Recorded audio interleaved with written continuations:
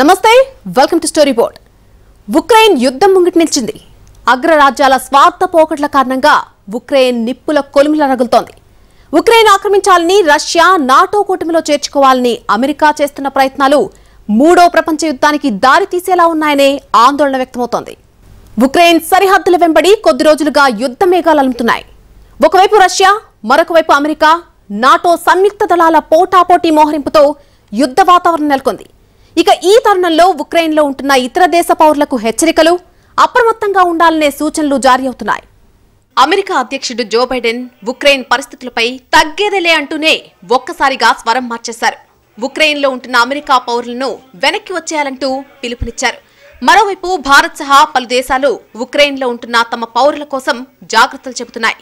పరిస్థితులను చల్లార్చేందుకు అంతర్జాతీయ సమాజం ప్రయత్నించినప్పటికీ అమెరికా, రష్యా బలగాలు పోటాపోటీ మోహరింపుతో యుద్ధం దిశగా అడుగులు వేస్తున్నాయి. మరోవైపు అమెరికా, నాటో దళాలపై నమ్మకం లేని ఉక్రెయిన్ పౌరులకు యుద్ధ శిక్షణ ద్వారా ఎలాంటి పరిస్థితులైనా ఎదుర్కొనేందుకు సిద్ధమవుతోంది. ఉక్రెయిన్కు సైన్యాన్ని పంపే ప్రశ్నకు అమెరికా అధ్యక్షుడు జవాబిస్తూ అక్కడికి సైన్యాన్ని పంపడం అంటే ప్రపంచ యుద్ధానికి నాంది అని అర్థమంటూ వ్యాఖ్యానించారు. ఉక్రెయిన్పై రష్యా సైనిక చర్య తీసుకుంటే అమెరికా తన పౌరులను ఖాళీ చేయగలిగే స్థితిలో ఉండదు అంటూ హెచ్చరించారు. అదే సమయంలో రష్యా సైన్యం పూర్తి స్థాయి యుద్ధాన్ని ప్రారంభిస్తే కేవలం 48 గంటల్లోనే తమ ట్యాంకులు ఉక్రెయిన్ రాజధాని కీవ్లోకి ప్రవేశిస్తాయని అమెరికన్ థింక్ ట్యాంక్ కూడా వార్నింగ్ ఇచ్చింది. ఇది ప్రస్తుతం అక్కడ ఉన్న ఉద్రిక్త పరిస్థితుల తీవ్రతకు అద్దం పడుతోంది. యుద్ధం ముప్పు పొంచి ఉన్న తరుణంలో రష్యా కూడా సన్నాహాలు ప్రారంభించింది. రష్యా బెలారసియస్ సైన్యంతో కసరత్తులు ప్రారంభించింది. ఇటీవలి సంవత్సరాల్లో ఇదే అతిపెద్ద ఉమ్మడి సైనిక విన్యాసం. ట్యాంకులు, యుద్ధ విమానాలు, S-400 క్షిపణి రక్షణ వ్యవస్థలతో పాటు వేలాది మంది సైనికులు ఇందులో పాల్గొంటున్నారు. బెలారస్లో ఈ వ్యాయామం ఫిబ్రవరి 20 వరకు కొనసాగుతుంది. నివేదికల ప్రకారం 30,000కు పైగా రష్యన్ సైనికులు ఈ విన్యాసాల్లో పాల్గొంటున్నారు. రష్యా, ఉక్రెయిన్ సరిహద్దుల్లో నెలకొన్న పరిస్థితులపై భారత్ తొలిసారిగా స్పందించింది. దౌత్యపరంగా సమస్యను పరిష్కరించుకోవాలని సూచించింది. రష్యా, అమెరికా మధ్య కొనసాగుతున్న ఉన్నత స్థాయి చర్చలను నిశితంగా పరిశీలిస్తున్నామని పేర్కొంది. పరిస్థితి పరిష్కారానికి దౌత్యపరమైన ప్రయత్నాలకు భారత్ మద్దతు తెలిపింది. తాము యుద్ధాన్ని కోరుకోవడం లేదని రష్యా చెబుతోంది. సంక్షోభ నివారణకు అమెరికా ప్రతిపాదనలో హేతుబద్ధమైన అంశాలను అంగీకరించినప్పటికీ దౌత్యపరమైన ప్రయత్నాలు ఇప్పటివరకు పరిమిత విజయాన్ని మాత్రమే సాధించాయని గుర్తు చేసింది. రష్యా, అమెరికాలతో సన్నిహిత సంబంధాలను దృష్టిలో ఉంచుకుని భారత్ ఈ సమస్యపై తటస్థ వైఖరి ప్రదర్శిస్తోంది. అక్కడ సేవలను దించాయి. సోవియట్ యూనియన్ విచ్ఛిన్నం తర్వాత ఉక్రెయిన్ 1991 డిసెంబర్ 1న స్వాతంత్ర్యం ప్రకటించుకుంది. విస్తీర్ణం ప్రకారం రష్యా తర్వాత ఐరోపాలో రెండో అతిపెద్ద దేశమిది. జనాభా పరంగా 8వ. 8.13 కోట్ల జనాభా ఉన్నారు. వీరిలో 17.3% మంది రష్యన్ జాతీయులే. సోవియట్ యూనియన్ పతనమయ్యాక రక్షణ, అణ్వస్త్ర, క్షిపణి పరిశ్రమలు, అపార ఖనిజ సంపద ఉక్రెయిన్లోనే ఉండిపోవడంతో రష్యా అది తన మిత్రదేశంగా తన ఛత్రఛాయల్లో కొనసాగాలని వాంఛించింది. కానీ నాటో కూటమిలో చేరాలని ఉక్రెయిన్ కోరుకుంది. నాటోలో అది చేరితే నాటో దళాలు తన సరిహద్దుల్లో తిష్ట వేస్తాయన్నది రష్యా ఆందోళన. ఉక్రెయిన్ దారికి రాకపోవడంతో 2014లో క్రిమియాను ఆక్రమించుకుని తనలో విలీనం కూడా చేసుకుంది. రెండో ప్రపంచ యుద్ధం తర్వాత ఒక ఐరోపా దేశం మరో దేశ భూభాగాన్ని ఆక్రమించుకుని కలుపుకోవడం ఇదే ప్రథమం. సెవెంతోపోల్ ప్రాంతంలోనూ రష్యా అనుకూల ప్రభుత్వం నడుస్తోంది. ఈ పరిస్థితుల్లో అమెరికా, నాటో దేశాలు ఉక్రెయిన్ రక్షణ కోసమంటూ అక్కడ సేవలను దించాయి. ఉక్రెయిన్తో రష్యాకు వేల ఏళ్లుగా సాంస్కృతిక, భాష, కుటుంబపరమైన సంబంధాలున్నాయి. అయితే క్రిమియా ఒకప్పుడు రష్యా భూభాగంలో ఉండేది. సోవియట్ యూనియన్ ప్రధాన కార్యదర్శిగా క్రుష్చెవ్ ఉన్నప్పుడు 1954లో దానిని ఉక్రెయిన్ రిపబ్లిక్లో విలీనం చేశారు. నల్ల సముద్రంలో రష్యా నౌకాదళానికి క్రిమియా తీరమే స్థావరం. అయితే స్వాతంత్రానంతరం ఉక్రెయిన్ తీరు తన భద్రతను ప్రమాదంలో పడవేయడంతో పుతిన్ ఒకే రష్యా సిద్ధాంతాన్ని తెరపైకి తెచ్చారు. బెలారస్, రష్యా, జార్జియా వంటి రిపబ్లిక్లన్నీ రష్యా నాగరికతలో భాగమని, ఉక్రెయిన్ తమతో సన్నిహితంగా మెలగాలని కోరుతున్నారు. ఈ వాదనతో ఉక్రెయిన్ పాలకులు ఏకీభవించడం లేదు. భాషాపరంగా తామెప్పుడో విడిపోయామని అంటున్నారు. ఉక్రెయిన్ రష్యా వివాదంలో అతి కీలకమైనది గ్యాస్ పైప్లైన్ సమస్య. రష్యా నుంచి ఐరోపా దేశాలకు గ్యాస్, పెట్రోల్ సరఫరా చేయాలంటే ఉక్రెయిన్ భూభాగం మీదుగా వెళ్లిన పైపు లైన్లే ఆధారం.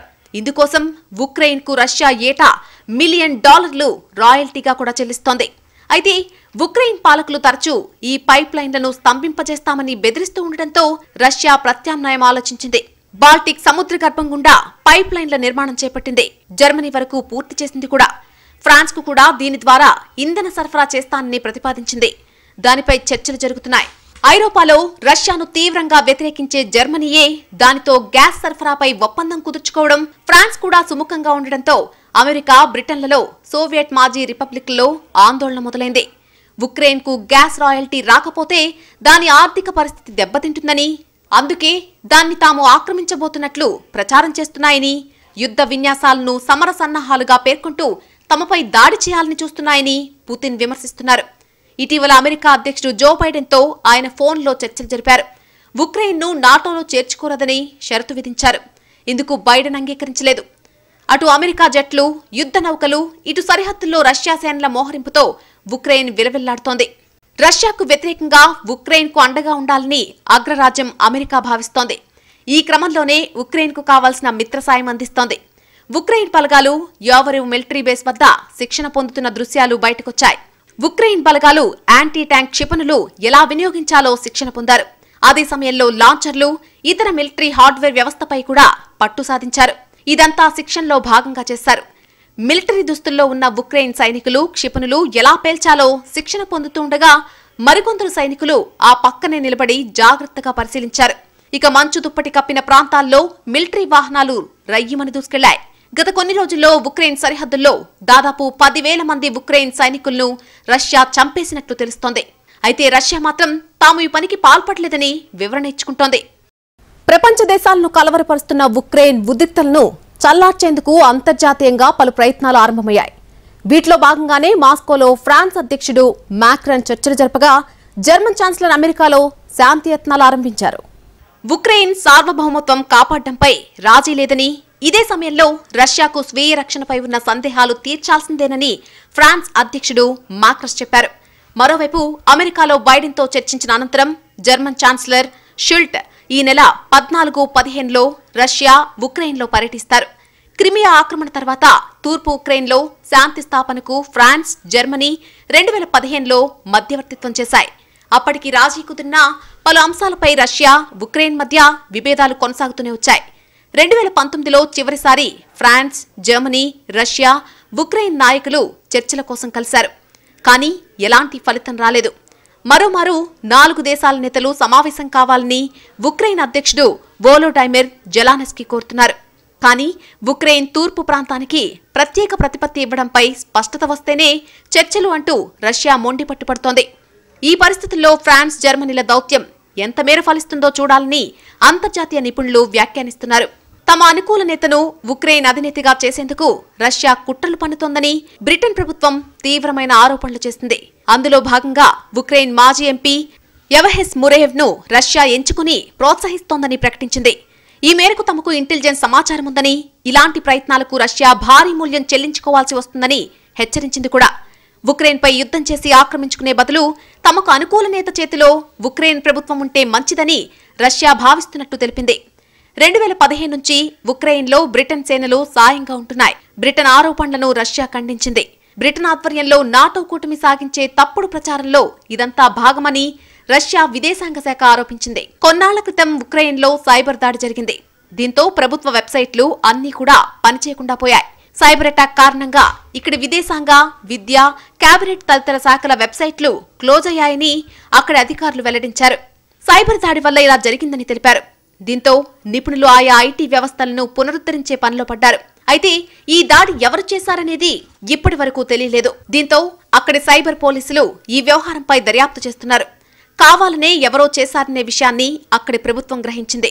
గతంలో కూడా ఇక్కడ ప్రభుత్వ వెబ్సైట్లపై సైబర్ దాడులు జరిగాయి. అయితే సైబర్ దాడిపై ఉక్రెయిన్ దేశం రష్యాను తప్పుపడుతుంది. రష్యాకు చెందిన వారే ఈ పని చేశారంటూ ఆరోపించింది. ఉక్రెయిన్ విషయంలో రష్యా, అమెరికా, నాటో కూటమి దేశాల మధ్య ఉద్రిక్తతలు కొనసాగుతున్న తరుణంలో ఈ దాడి చోటు చేసుకుంది.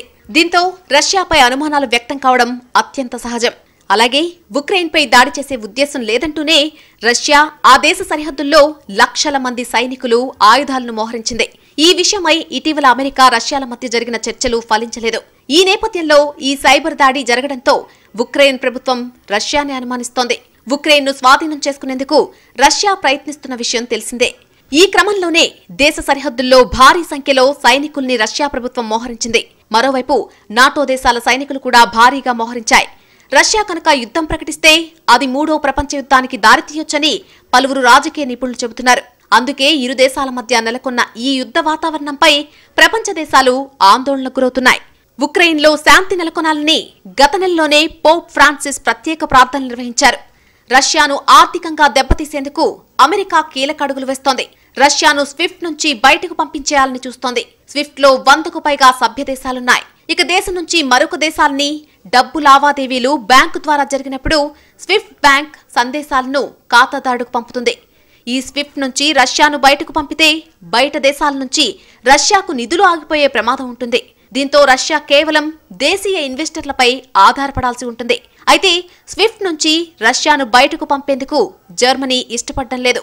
రష్యాను బయటకు పంపితే ఆ దేశం నుంచి గ్యాస్ సరఫరా నిలిచిపోతుందని జర్మనీ భయం. గ్యాస్ మాత్రమే కాదు, ఆయిల్ సరఫరా కూడా నిలిచిపోతుంది. యూరప్ దేశాలకు ఎక్కువగా రష్యా నుంచి ఆయిల్, గ్యాస్ సరఫరా జరుగుతుంది. అయితే అమెరికా మాత్రం రష్యాను ఎలాగైనా స్విఫ్ట్ నుంచి బయటకు పంపేందుకు తీవ్రంగా ప్రయత్నిస్తోంది. ఉక్రెయిన్ను రాబోయే వారాల్లో పూర్తి స్థాయిలో ఆక్రమించడానికి అవసరమైన సైనిక సామర్థ్యంతో దాదాపు 70% రష్యా సిద్ధం చేసుకుందని అమెరికా అధికారులు చెబుతున్నారు.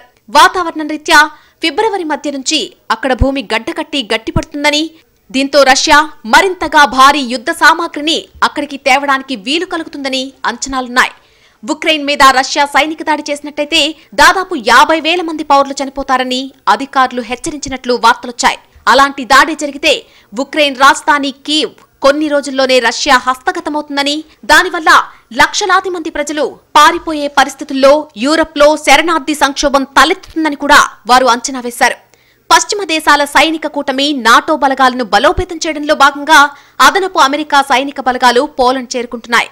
ఉక్రెయిన్ తూర్పు భాగంలో శాంతి పునరుద్ధరణ కోసం జరిగిన అంతర్జాతీయ ఒప్పందం మిన్స్క్ అగ్రిమెంట్ ను అమలు చేయడంలో ఉక్రెయిన్ ప్రభుత్వం విఫలమైందని రష్యా ఆరోపిస్తోంది. ఆ ప్రాంతంలో అత్యధిక భూభాగాన్ని రష్యా మద్దతున్న తిరుగుబాటుదారులు నియంత్రిస్తున్నారు. అక్కడ 2014 నుంచి కనీసం 14,000 మంది చనిపోయారు. అలాగే నాటోలో ఉక్రెయిన్ను చేర్చుకోరాదని కూడా రష్యా పట్టుబడుతోంది. ఇప్పటికే ప్రపంచంలో అత్యధిక అణ్వస్త్రాలున్న దేశమైన రష్యాకు అమెరికాకు మధ్య శత్రుత్వం ప్రచండ యుద్ధకాలం నుంచి ఉంది. ఇప్పుడు ఉక్రెయిన్ ఉద్రిక్తతలతో ఎప్పుడు ఏం జరుగుతుందో తెలియని పరిస్థితి. అగ్రరాజ్యాల మధ్య పోరుకు ఉక్రెయిన్ బలైపోతుందేమోనని ప్రపంచ దేశాలన్నీ ఆందోళన వ్యక్తం చేస్తున్నాయి. అమెరికా, రష్యా స్వప్రయోజనాల కోసం ఉక్రెయిన్ను శ్మశానంగా మార్చే ప్రమాదకర సంకేతాలు కనిపిస్తున్నాయి.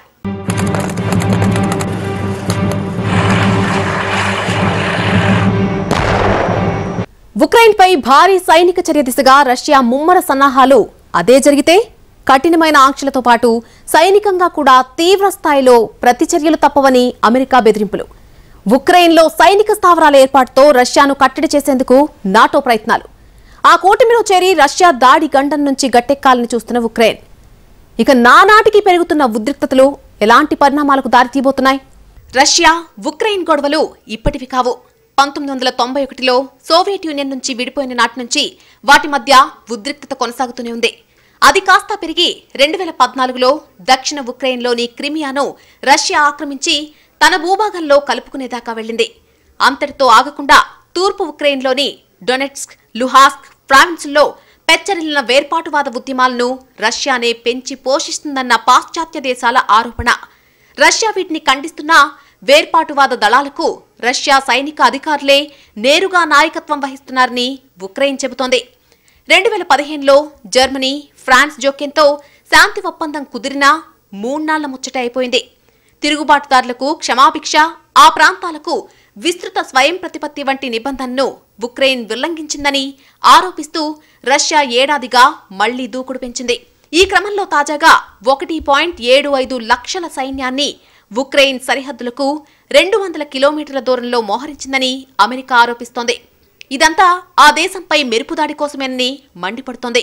రష్యా మాత్రం తమకలాంటి ఉద్దేశ్యమే లేదని, అవన్నీ సొంత భూభాగంలో రొటీన్ సైనిక విన్యాసాలేనని చెప్పుకొస్తోంది. నెలన్నర కిందట రష్యా అధ్యక్షుడు Putin, America president Joe Biden ఇద్దరి మధ్య కూడా గంటన్నర పాటు జరిగిన వీడియో కాల్ చర్చలు ఉక్రెయిన్ విషయమై వారిద్దరి పరస్పర హెచ్చరికలతోనే అర్ధాంతరంగానే ముగిశాయి. సైనిక చర్యకు తెగబడితే తీవ్ర పరిణామాలు తప్పవని చర్చల అనంతరం రష్యాను బైడెన్ హెచ్చరించారు. ఎలాగోలా నాటో కూటమిలో చేరితే అమెరికాతో పాటు శక్తివంతమైన యూరప్ దేశాల దన్నుంటుంది గనక రష్యా సైనిక బెదిరింపులకు చెక్ చెప్పొచ్చన్నది ఉక్రెయిన్ భావన. ఈ ప్రయత్నాన్ని ఎలాగైనా అడ్డుకునేందుకు రష్యా ప్రయత్నిస్తోంది. సరిహద్దు గొడవలున్న దేశానికి సభ్యత్వం ఇవ్వడానికి నాటో రూల్స్ ఒప్పుకో. ఉక్రెయిన్పై రష్యా సైనిక దూకుడుకు ఇది కూడా ఒక కారణమేనని భావిస్తున్నారు. ఉక్రెయిన్కు నాటో సభ్యత్వం ఇవ్వొద్దని పుతిన్ పట్టుబడుతున్నారు. అమెరికా నుంచి ఈ మేరకు చట్టబద్దమైన హామీ డిమాండ్ చేస్తున్నారు. ఉక్రెయిన్కు ఆయుధ సరఫరాను తక్షణం నిలిపివేయాలని కూడా కోరుతున్నారు. బైడెన్ మాత్రం రష్యా దూకుడే అసలు సమస్య కనుక దానికి తక్షణం ఫుల్ స్టాప్ పెట్టాలని అంటున్నారు. కఠినమైన ఆర్థిక ఆంక్షలు తప్పవన్న అమెరికా, యూరప్ దేశాల హెచ్చరికలతో రష్యా ఎంతో కొంత వెనక్కు తగ్గవచ్చు అన్నది కొందరు విశ్లేషకుల భావన. అయితే సైనిక మోహరింపు తర్వాత రష్యాకు అనుకూలంగా హామీలు సాధించకుండా వెనక్కు తగ్గితే స్వదేశంలో పుతిన్కు సమస్యేనంటున్నారు. ఈ సమస్య ఇప్పట్లో పరిష్కారమయ్యే సూచనలు కనిపించడం లేదన్న అభిప్రాయం వ్యక్తమవుతోంది. ఉక్రెయిన్కు యుఎస్ భారీగా ఆయుధాలు సరఫరా చేస్తోంది. మిసైల్ డిఫెన్స్ సిస్టమ్ వంటివి కూడా అందుబాటులో ఉంచుతోంది. పలు యూరప్ దేశాలు కూడా ఇదే బాటలో ఉన్నాయి.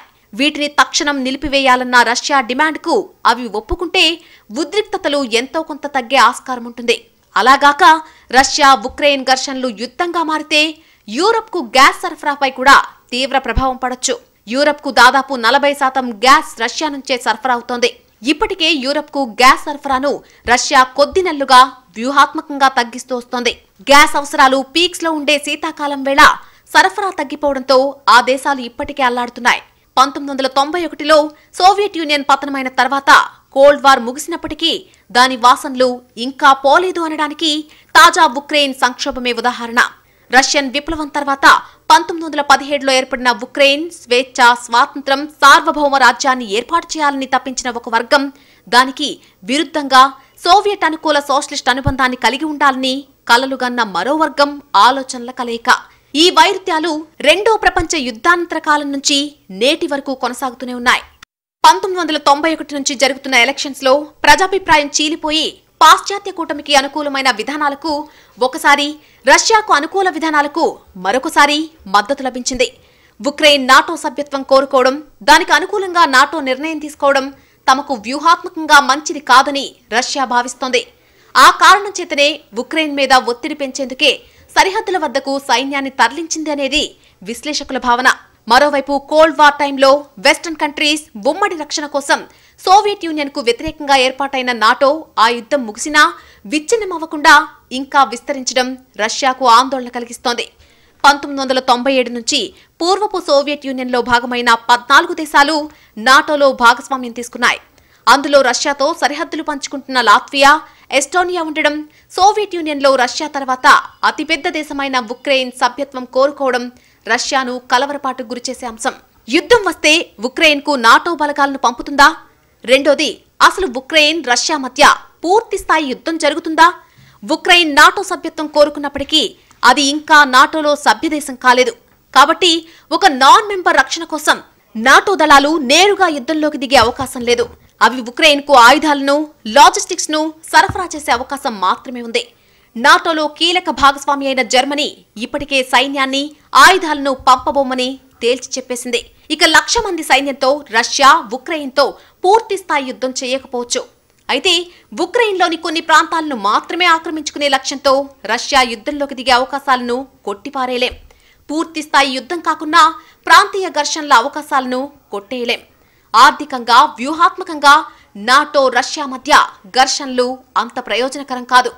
ఎందుకంటే పాశ్చాత్య దేశాలకు రష్యా అతిపెద్ద వ్యాపార భాగస్వామి. ఇరువైపులా దాదాపు 38% ఎగుమతులు, దిగుమతులు ఉన్నాయి. వ్యూహాత్మకంగా రష్యాతో వైరం చైనాకు ప్రయోజనం. ఇప్పటికే ఉక్రెయిన్ సంక్షోభంపై రష్యాకు అనుకూలంగా, నాటోకు వ్యతిరేకంగా చైనా మాట్లాడింది. కాబట్టి నాటో దుందుడుకుతనం రష్యా, చైనాల మధ్య మరింత సన్నిహిత సంబంధాలకు దారితీస్తోంది. రష్యా, చైనా మైత్రి ఇండియాకు కూడా అంత మంచిది కాదు. ఇప్పటికే సరిహద్దుల్లో చైనాతో సమస్యలను ఎదుర్కొంటున్న ఇండియాకు రష్యా కీలక రక్షణ భాగస్వామి. ఉక్రెయిన్, రష్యా సంక్షోభం శాంతి చర్చలతో సమసిపోవాలని భారత్ కోరుకుంటోంది.